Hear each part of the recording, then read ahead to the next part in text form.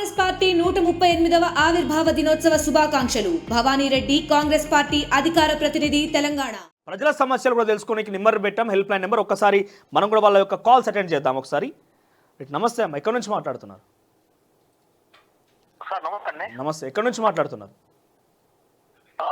దంపేడ మండలం, తెలంగాణ.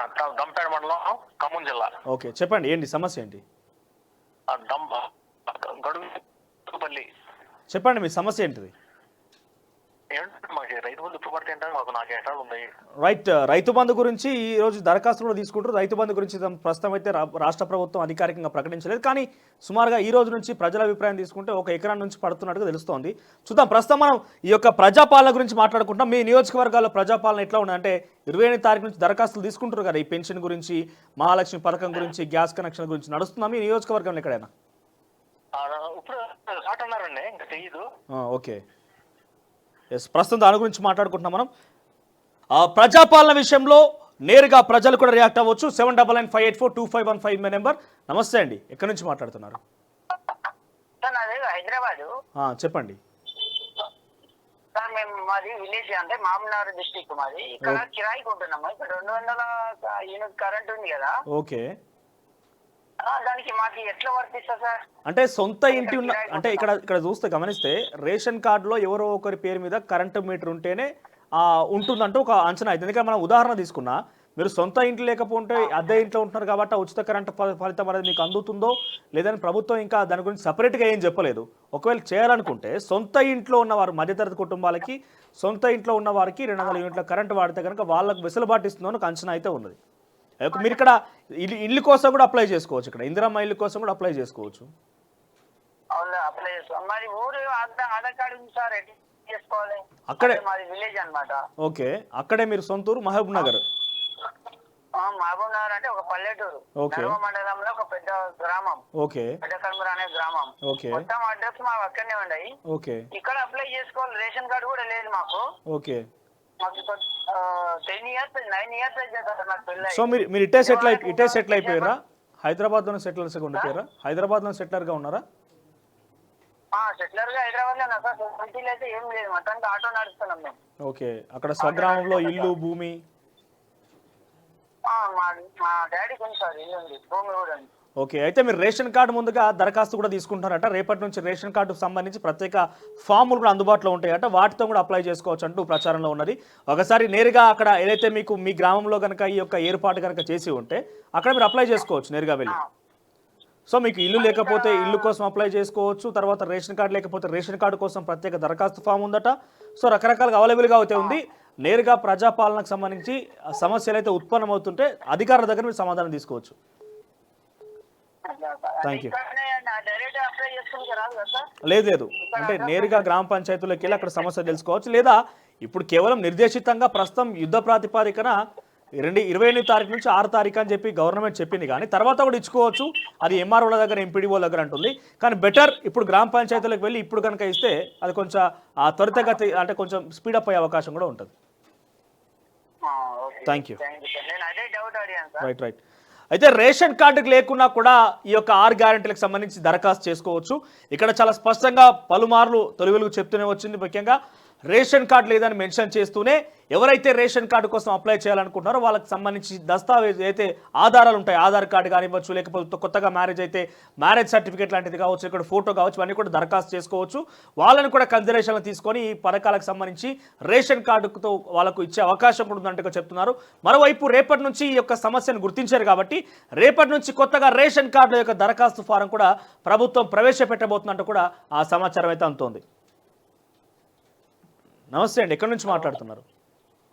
సార్ నేను హైదరాబాద్ సార్, తెలంగాణ. చెప్పండి, మీ సమస్య ఏంటి? సార్ ఇది మన తెలంగాణ తరఫు నుంచి అప్పుడు మన కేసీఆర్ గారు ఉండే కదా. ఓకే, సీఎం గా. అయితే అప్పుడు డబుల్ బెడ్రూమ్ కి అప్లికేషన్ పెట్టినాము. ఓకే అని వచ్చింది సార్ అప్లికేషన్. ఓకే, అయితే అది ఇప్పుడు మళ్ళా ఏమన్నా చేయాలన్నా సార్?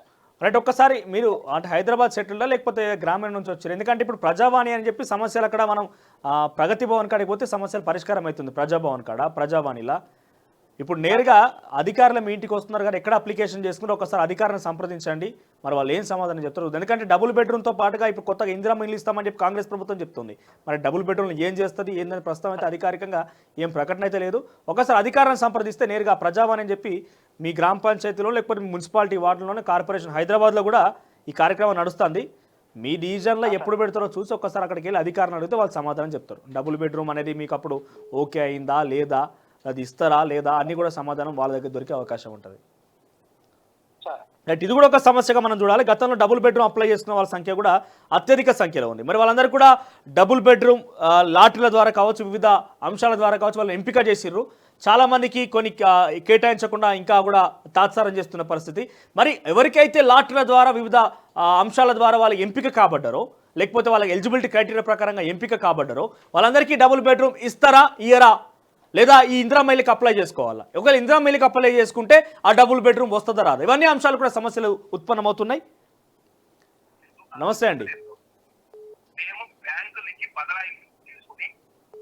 రైట్, నమస్తే అండి, చెప్పండి, ఎక్కడి నుంచి మాట్లాడుతున్నారు? హలో, నల్గొండ. చెప్పండి మీ సమస్య ఏంటి? ఈ రైతు బంధుది ఒక 10 ఎకరాల వరకు ఇస్తే అందరికి వస్తాయి, ఎంత ఉన్నా కానీ 10 రైట్, థ్యాంక్ యూ. డెఫినెట్ గా ప్రభుత్వం కూడా ఈ దిశగానే ఆలోచిస్తున్నట్టుగా తెలుస్తోంది. చూద్దాం మరి ఏం చేయబోతుంది ప్రభుత్వం అనేది, ఎన్ని నిబంధనలు పెట్టబోతుంది అనేది. నమస్తే అండి, ఎక్కడి నుంచి మాట్లాడుతున్నారు? Very good morning sir. Good afternoon sir. Good afternoon, ఎక్కడి నుంచి మాట్లాడుతున్నారు? సార్ మేము నిజామాబాద్ డిస్ట్రిక్ట్ ఆర్మూర్ కాన్స్టిట్యూషన్ నందిపేట నుంచి సార్. చెప్పండి సమస్య ఏంటిది? సార్ ఇప్పుడు మాకు 10 years 7-8 years అయింది సార్. మేము నవిపేట వదిలి నందిపేట వచ్చి ఇక్కడ ఉంటున్నాం సార్. ఓకే. ఇప్పుడు మాకు 2 పిల్లలు, నేను మా భార్య. రేషన్ కార్డ్ అప్లై చేసుకున్నారా గతంలో? సార్ గతంలో అప్లై చేసుకున్నాం, అది రద్దు అన్నారు, అయిపోయింది. సో మీరు మీ ఆధార్ కార్డ్ అడ్రస్ ఎక్కడ ఉందో అక్కడ ఆ అడ్రస్ పర్మనెంట్ అడ్రస్ అది ఉంటుంది కాబట్టి మీకు ఆ గ్రామ పంచాయతీ పరిధిలోనే వెళ్ళి అప్లై చేసుకోవాల్సి ఉంటుంది. ఇప్పుడు ఆల్రెడీ అప్లికేషన్ కూడా తీసుకుంటారట. రేపటి నుంచి కొత్త రేషన్ కార్డు కోసం దరఖాస్తు ఫామ్ కూడా పెట్టి అప్లికేషన్ కూడా తీసుకుంటారట. ఒకసారి వెళ్ళి అక్కడ అప్లికేషన్ పెట్టండి. గతంలో అన్ని రద్దు అయిపోయినాయి. ఇక గతంలో మీరు అప్లై చేసిన అప్లికేషన్ మొత్తం రద్దు అయిపోయినాయి. ఇప్పుడు మా పేర్లు మా అమ్మ వాళ్ళ రేషన్ కార్డులు ఉన్నాయి ఎక్కడ. సో అవి కూడా సవరణలు చేసుకోవచ్చు, ఎడిట్ చేసుకోవచ్చు అధికారుల దగ్గరికి వెళ్ళి. సో మాకు కొత్తగా కొత్తగా మ్యారేజ్ అయింది అని చెప్పి మ్యారేజ్ సర్టిఫికేట్ చూపిస్తూ మీ దగ్గర ఏం ఆధారం ఉన్నాయో చూపించి అక్కడ 7 years అయిపోయింది, పిల్లలు కూడా ఉన్న పిల్లల ఆధార్ కార్డు కూడా ఉన్నాయి సార్. సో అవన్నీ మీరు చూపించి కొత్త రేషన్ కార్డు కోసం దరఖాస్తు చేసుకోవచ్చు. అవన్నీ చూపించి మీరు చేసుకున్న తర్వాత వాళ్ళు ఆన్లైన్ లో చెక్ చేస్తే మీరు ఆల్రెడీ ఒక రేషన్ కార్డులో మెంబర్ గా ఉన్నారని. సో కొత్త రేషన్ కార్డు కోసం దరఖాస్తు చేసుకోవచ్చు కదా మీరు. మీకు సొంతగా కుటుంబం ఏర్పడని చెప్పి కొత్త రేషన్ కార్డు కోసం దరఖాస్తు చేసుకోవచ్చు. ఒకసారి నేరుగా మీరు అక్కడికి వెళ్తే అక్కడ అధికారులు ఏం చెప్తారో తెలుస్తుంది కదా. మీరు నేరుగా మీ ప్రాంతానికి వెళ్తే అక్కడ అధికారులు ఏం చెప్తున్నారో తెలుస్తుంది. అయితే పాత వాళ్ళు డిలీట్ చేసి దీనికి యాడ్ చేస్తారా, లేదంటే కొత్త రేషన్ కార్డు మీకు ఇస్తారా? పాత రేషన్ కార్డు దానికి జత చేయాలన్నా సార్? చేయాల్సి ఉంటుంది. మీ రేషన్ కార్డులో ఇక్కడ ఉన్నా నేను దాని న్యూస్ తొలగించి మీరు ఒకసారి అధికారుల దగ్గరికి వెళ్తే. ఒక నిమిషం మీ పేరు? శేఖర్ గారు, రేపు మీరు ఒకసారి మీ ఊర్లో ఎప్పుడైతే వినతి పత్రాలు స్వీకరిస్తున్నారో ఒకరోజు మీరు అక్కడికి వెళ్ళి దరఖాస్తు దగ్గరికి వెళ్ళి అధికారులను అడగండి, ఇది సమస్య ఎట్లా పరిష్కారం జరుగుతుంది. ఎందుకంటే ఈ సమస్యలన్నీ ఉన్నాయి. ఇప్పుడు నేరుగా మనం ఆన్లైన్లో చేసిన ఎక్కడ చేసినా మనకు దొరకరు కాబట్టి అధికారులు మీ దగ్గరికి వస్తున్నారు, అడగండి, వాళ్ళకి సమాధానం తెలుస్తుంది. ఏదో ఒకటి అధికారికంగా వాళ్ళు ఒక అంశం చెప్తారు, దాని గురించి మీరు ఫాలో కావచ్చు. లేదు, రేషన్ కార్డుల కోసం కూడా ఈ యొక్క సమస్య ఈ రోజే ప్రారంభమైంది. రేషన్ కార్డు ఒక సమస్య తీవ్రంగా ఉండడంతో రాష్ట్ర ప్రభుత్వం ఇప్పుడే ఒక నిర్ణయాన్ని కూడా తీసుకున్నదట. రేషన్ కార్డు దరఖాస్తు కూడా స్వీకరిస్తున్నామంటూ వాళ్ళు చెప్తున్నారు. అధికారికంగా ఆదేశాలు కూడా అందినాయట. కింది స్థాయి వారి అందరూ కూడా రేషన్ కార్డు కూడా దరఖాస్తు తీసుకుంటారు. ఈ 6 గ్యారెంటీతో పాటు రేషన్ కార్డు కోసం కూడా దరఖాస్తు తీసుకుంటారు. చెప్పండి. చేసుకోవచ్చు, నేరుగా అక్కడికి వెళ్తే చేసుకోవడానికి అనుమతి ఇస్తుందట ఇప్పుడే.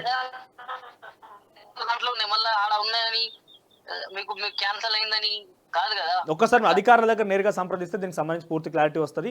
కొత్త రేషన్ కార్డు కోసం అయితే అప్లై చేసుకోవచ్చు. అది మీరు ఆధారాలు ఏవైతే వాళ్ళు అడుగుతారో పొందుపరచాల్సి ఉంటుంది. ఆ తర్వాత డెఫినెట్గా మీకు రేషన్ కార్డు ఎలిజిబిలిటీ ఉందా, ఎస్, అవన్నీ మీరు పొందుపరచవచ్చు. ఎస్, డెఫినెట్గా శేఖర్ గారు అవన్నీ పొందుపరచవచ్చు. ఒక్కసారి మీరు నేరుగా వెళ్ళి మీ సమస్యను అక్కడ అధికారులకు చెప్పండి. వాళ్ళు ఏం సలహా ఇస్తారో ఏం సూచన చేస్తారో చూద్దాం. Thank you. నమస్తే అండి, ఎక్కడి నుంచి మాట్లాడుతున్నారు? చెప్పండి. అది ఇక్కడ ఇప్పుడు రేషన్ కార్డు ఇప్పుడు అప్లై చేయమని చెప్తున్నారు కదా, అవునవును. అలా ఐటీ ఎంప్లాయీస్ కూడా యాడ్ అవుతారంటే గవర్నమెంట్ నుంచి ఐటీ చేసే వాళ్ళ, లేకపోతే ఒక దగ్గర ఉండి వాడు బతుకు తెరువు కోసం ఒక కంపెనీలో చేస్తే మళ్ళీ తర్వాత కంపెనీ అంటే ఐటీ అంటే ఇవాళ రేపట్లో ఐటీ అని అంటే లోన్ కోసం అందరు ఐటీ కడుతున్నారు. ఏదో లోన్ రావాలి, నాకు బతుకుదొరి కోసం, ఏదో వ్యవసాయం చేసి ఏదైనా ఉపాధి కల్పన కోసం లోన్ ఇవ్వాలంటే అందరు ఐటీ అడుగుతున్నారు కాబట్టి బ్యాంకులలో అందరు ఐటీ కడుతున్నారు. ఐటీలో కూడా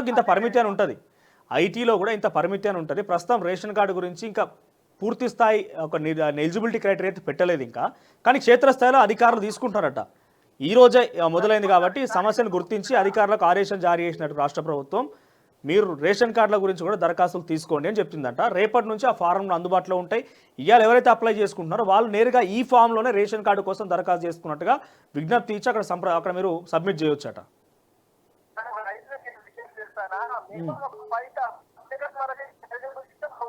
మీ వాయిస్ స్ట్రక్ అవుతుంది, మీ వాయిస్ నాకు రీచ్ అవ్వట్లేదు. రైట్, రైతు బంధు 5 ఎకరాల వరకు ఇస్తే బాగుంటుంది మీ ఆలోచన. Right, thank you. అవునవును, రైట్. ఇక అనేక సమస్యలు ఉత్పన్నమవుతున్న పరిస్థితి, అనేక అనుమానాలు ఐటీ గురించి లేకుంటే రేషన్ కార్డు గురించి రకరకాలుగా వినిపిస్తుంది. సో అన్నింటి కూడా అధికారికంగా కాస్త అనుమానాలతోనే ఈ యొక్క ప్రకటన చేసింది రాష్ట్ర ప్రభుత్వం. మరి రేషన్ కార్డుకు దరఖాస్తు చేసుకోకుండానే ఈ అప్లికేషన్లు చేసుకోమంటుంది.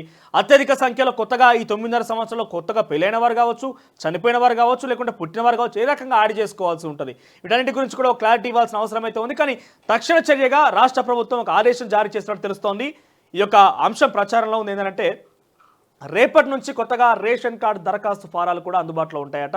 ఈరోజు ఎవరైతే ఈ యొక్క దరఖాస్తు చేసుకుంటారో వాళ్ళు నేరుగా ఈ రేషన్ అనే అంశం, రేషన్ కార్డు నెంబర్ అనే అంశంలో ఇక్కడ న్యూ రేషన్ కార్డు అని చెప్పి మీరు ఎవరైతే కొత్త రేషన్ కార్డు కింద మీరు ఒక రేషన్ కార్డు కోసం అప్లై చేసుకుంటే మీ కుటుంబ సభ్యుల యొక్క ఆధార్ కార్డులు అన్ని కూడా జత చేయాల్సి ఉంటుంది. లేదు కొత్తగా మ్యారేజ్ కనుక అయ్యి ఉంటే మ్యారేజ్ సర్టిఫికేట్ కూడా దీనికి పొందుపరచాల్సిన అవసరం అయితే ఉంటుందంటూ కూడా తెలుస్తోంది. రైట్, ఇక రేషన్ కార్డు అనేది ఒక పెద్ద సమస్యగా తెలంగాణ రాష్ట్రంలో మారిపోయింది. 9.5 సంవత్సరాలుగా రేషన్ కార్డు ఇవ్వకపోవడం, కొత్త ప్రభుత్వం కూడా రేషన్ కార్డునే ప్రామాణికంగా తీసుకోవడం, అంటే గత ప్రభుత్వ వైఫల్యాల నుంచే వీళ్ళు కొత్తగా క్రియేట్ చేయడం అనేది మరొక సమస్యగా మారిన పరిస్థితి. మరి దీన్ని ఏ రకంగా కాంగ్రెస్ ప్రభుత్వం పరిష్కరిస్తుందో మాత్రం చూడాల్సి ఉంది.